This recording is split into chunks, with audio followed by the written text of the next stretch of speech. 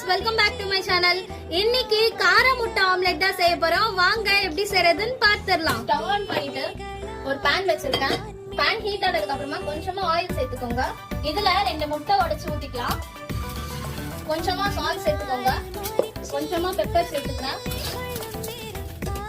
நல்லா திருப்பி போட்டு ஃப்ரை பண்ணிக்கோங்க. தனியா எடுத்து வச்சுக்கலாம்.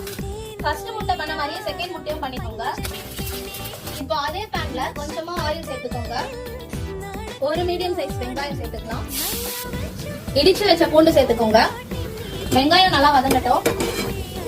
மிக்ஸ் பண்ணி விட்டுடலாம். வெங்காயம் நல்லா வெந்துருச்சு. 2 மீடியம் சைஸ் தக்காளி சேர்த்துக்கோங்க. 1 tablespoon chilli powder, 1 tablespoon coriander powder, 1/2 tablespoon garam masala, கொஞ்சமா மஞ்சள்தூள் நல்லா சேர்த்தாச்சு. மிக்ஸ் பண்ணி விட்டுருங்க.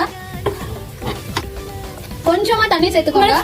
2 மினிட்ஸ் மூடி போட்டு க்ளோஸ் பண்ணிக்கிறேன். மசாலா நல்லா குக் ஆகட்டும். மசாலா நல்லா குக் ஆயிடுச்சு. 1/2 டேபிள் ஸ்பூன் சால்ட் சேர்த்துக்கோங்க. ஃப்ரை பண்ணி வச்சிருக்க முட்டைய இதுல சேர்த்துக்கோங்க. மசாலாவோட முட்டை நல்லா மிக்ஸ் பண்ணி விட்டுருங்க.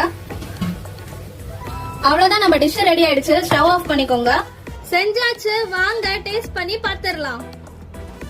எப்படி வரும்னு தெரியாம ஒரு டவுட்டோட தான் செஞ்சேன். ஆனா டேஸ்ட் செம்மையா இருக்கு. மறக்காம நீங்களும் உங்க வீட்ல ட்ரை பண்ணிட்டு எப்படி வந்துச்சுன்னு கமெண்ட் பண்ணுங்க. இந்த வீடியோ பிடிச்சிருந்துச்சுன்னா லைக் பண்ணிட்டு என்னோட சேனலை சப்ஸ்கிரைப் பண்ணிக்கோங்க. பை.